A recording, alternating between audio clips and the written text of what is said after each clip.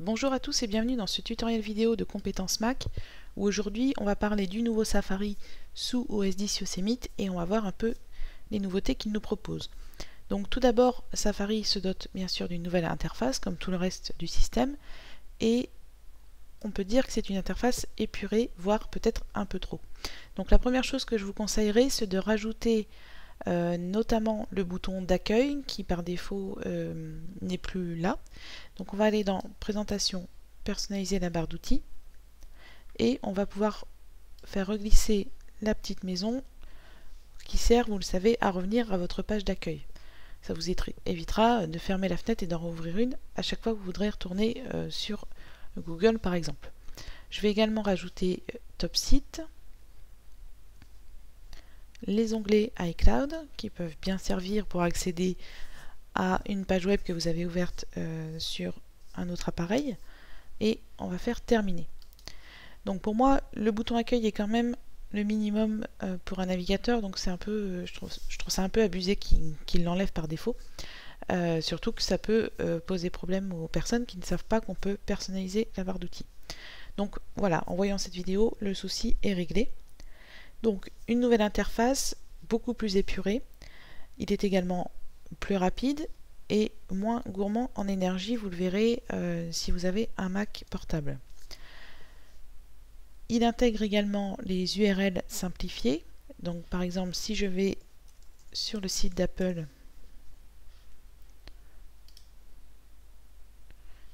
ici l'adresse qui est affichée c'est appleinc. Donc c'est même plus une adresse, c'est vraiment le nom du site. Si ça vous dérange et que vous voulez retrouver l'adresse comme c'était auparavant, vous allez dans les préférences de Safari, dans l'onglet Avancé et vous cochez la case Afficher l'adresse complète du site. Donc là, hop, vous voyez, l'adresse complète est affichée. Je vais décocher et recocher pour vous montrer. Donc c'est une habitude à prendre, soit vous vous dites je suis sur le bon site, il n'y a pas de souci, ou sinon je préfère quand même vérifier les adresses pour être sûr d'être sur le bon site ou dans la bonne section du site. Lorsque vous cliquez ici, vous n'avez plus seulement le champ d'adresse qui apparaît, mais également vos pages que vous avez ajoutées dans la barre des favoris. Donc ça c'est vraiment très pratique. Au lieu de devoir afficher les favoris, on a juste à cliquer dans la barre d'adresse pour les afficher. Au niveau de la barre latérale, donc vous devez la connaître, hein, qui contient vos favoris, donc de la barre de favoris, mais également vos dossiers et les sites que vous avez enregistrés dans vos favoris. Vous avez toujours le mode lecteur et les liens partagés. Ici, on a une nouveauté qui est assez intéressante si vous avez par exemple plusieurs comptes Twitter ou plusieurs comptes LinkedIn ou Facebook. Vous pouvez, ici en cliquant sur abonnement, cocher ou décocher les comptes sociaux que vous voulez utiliser. Donc par exemple, moi je gère le compte Twitter de compétences Mac et mon compte personnel, et dans Safari, je souhaiterais par exemple n'avoir que les liens partagés du compte compétences Mac. Donc je vais décocher et je fais terminer, et ainsi je n'aurai que les abonnements liés à ce compte là. Donc ça c'était une option qui manquait. Donc voilà, vous allez sur abonnement et vous cochez ou décochez les comptes à conserver.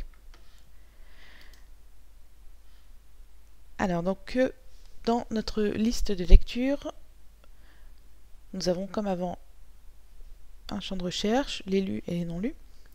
Donc par exemple si j'ouvre ce lien là, donc je vous rappelle, les liens que vous ajoutez dans la liste de lecture peuvent être lus hors connexion. Donc ça peut être pratique quand vous êtes dans le train ou en voyage ou dans la voiture et que vous n'avez pas forcément de connexion sur votre Mac portable ou sur votre iPhone. Quand vous êtes sur un site et que vous souhaitez accéder au mode lecteur, avant ici c'était un bouton bleu qui s'appelait lecteur. Maintenant on a de par la simplification de l'interface, uniquement un petit icône qui représente des lignes et on clique dessus et donc on arrive sur le contenu de l'article uniquement et on peut jouer sur la taille de la police. Vous pouvez directement l'imprimer sous cette forme-là. Si c'est une recette, par exemple, ça sera pratique de ne pas avoir tout ce qui gravite autour de l'article. Topseed est toujours présent. Il dispose d'une nouvelle option. Ici, vous avez une petite étoile qui vous permet d'accéder à nouveau à vos favoris. Vous pouvez passer de Topseed à vos favoris en un clic.